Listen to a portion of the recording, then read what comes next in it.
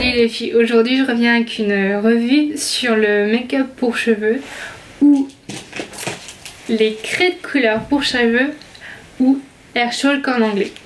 Donc en fait ça a été vraiment ma lubie de la semaine dernière de absolument trouver ces craies de couleur. J'avais vu pas mal de photos sur Instagram de chignons de tresses de toutes les couleurs pastel. Vraiment c'est moi ce que j'aime et c'était un peu ce que je recherchais dans cette craie de couleur. Donc moi j'ai vu plusieurs tutos sur YouTube de blogueuses qui n'étaient pas vraiment convaincues sur les cheveux bruns. Moi je vais vous donner mon avis, les produits que j'ai testés que je trouve qui sont pas si mal. Au départ j'avais regardé des tutos sur les produits Nocibé, Kiko, L'Oréal, Body Shop. Je suis allée en magasin directement, donc chez Nocibé. C'était une édition limitée, ils en ont plus du tout en magasin, donc j'ai laissé tomber. J'avais vu la veille sur le site de Pinky qu'ils en vendaient, mais en magasin c'est pareil, il n'y en avait pas. Chez Body Shop il n'y avait que 2 couleurs et chez Kiko c'était 8,90 € la couleur. Je trouvais ça vraiment extrêmement cher.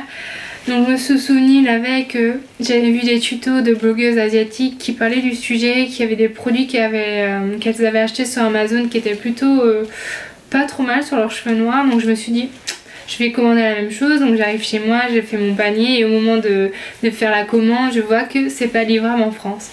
Du coup c'est pas grave, je me dis je cherche sur Amazon et j'ai trouvé une palette de 24 couleurs qui avait des commentaires et des avis plutôt positifs à ce sujet. Donc j'ai commandé, c'était pas très cher, c'est 13 € toutes les couleurs et 3 € les frais de port. Donc franchement je trouvais que c'était vraiment raisonnable par rapport au prix que j'avais vu par exemple par rapport à Kiko ou Nocibé. Il y a 24 couleurs, il y a des choses qui sont pas trop mal comme vous voyez le bleu, le jaune, le rose qui est plutôt violine et il y a des couleurs comme le gris ou le brun que je n'utiliserai jamais. Et que je pense personne, même les blondes, n'utilisent pas parce que bon, le brun sur des cheveux bruns ça ne se voit pas, mais disons que les couleurs sont vraiment pas très belles. C'est plutôt pratique de les avoir en bâtonnet comme une craie. Moi je vous conseille de ne pas enlever la partie plastique en bas, de garder juste quand vous allez appliquer parce que la craie mouillée ben, ça dégouline, ça fond. Donc si vous voulez pas en avoir plein les mains et que ça se tienne, c'est de laisser le plastique. Deuxième précaution à prendre, c'est une serviette pour mettre sur ses épaules pour l'application parce que comme dit la craie ça dégouline, donc si vous voulez pas en avoir sur les vêtements, sur le cou et sortir juste après, ben c'est mieux de mettre la serviette. Troisième chose, il y a des gants qui sont fournis dans le kit en plastique. Moi j'ai pas mis ces gants tout de suite, vous voyez j'ai quelques taches de rose qui sont encore sur mes mains. Pour les autres couleurs il n'y a pas de souci, ça part vraiment quand on se lave les mains, mais le rose je pense qu'il y a plus de pigments donc ça reste un peu plus longtemps, il faut faire plus de lavage. Au niveau du résultat, donc comme vous pouvez le voir le bleu se voit superment bien. Le rose comme dit c'est pas vraiment un rose, c'est plutôt un violine. Donc je pense pour avoir du rose pastel il faut acheter une autre palette de couleurs. Mais le bleu je trouve que c'est vraiment pas trop mal pour déjà pour le prix. Et je trouve qu'il se voit vraiment très bien. À la lumière, bon ça se voit beaucoup plus, c'est ce qui est normal.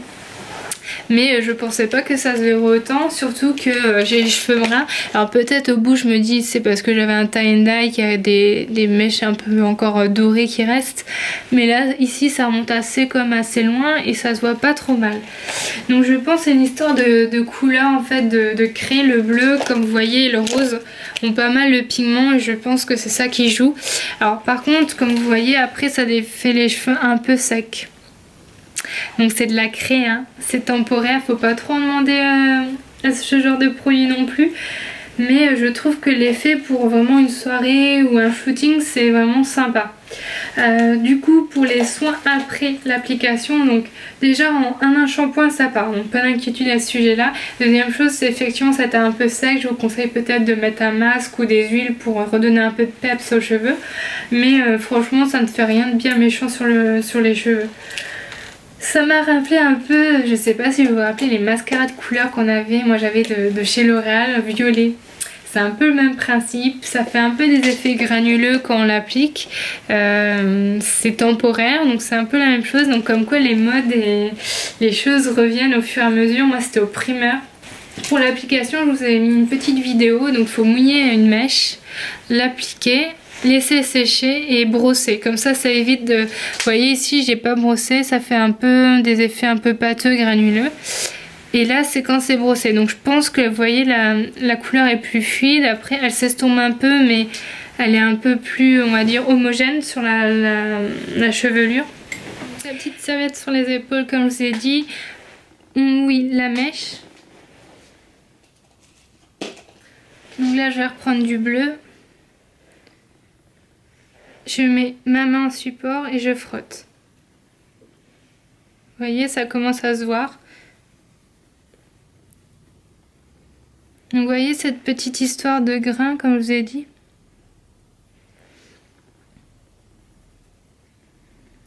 Donc on frotte bien, je frotte un peu même derrière.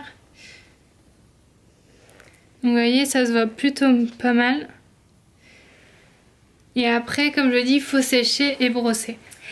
Moi j'ai essayé de boucler légèrement au fer à lisser, donc c'était vraiment très difficile parce que vraiment sec, c'est assez pâteux, donc j'ai pas voulu non plus cramer mes cheveux, donc c'est légèrement, vous voyez ici, ondulé. Pour fixer la couleur le long de la journée, je vous conseille de la laque. Voilà. J'essaie de faire un petit tuto avec une tresse ou un chignon, voir si ça se voit. C'est parce que c'est à la base ce que je voulais faire. Alors je confirme, j'ai essayé de faire un chignon, ça se voit au niveau du bun. Par contre, c'est vraiment très difficile à manier parce que les cheveux sont tout secs, tout pâteux. Pour faire une tresse, honnêtement, je ne sais pas comment on peut faire. Donc, j'ai un peu retourné tous mes cheveux là. Donc oui, on peut le faire, mais il faut vraiment, je pense, brosser pour réussir à faire une structure.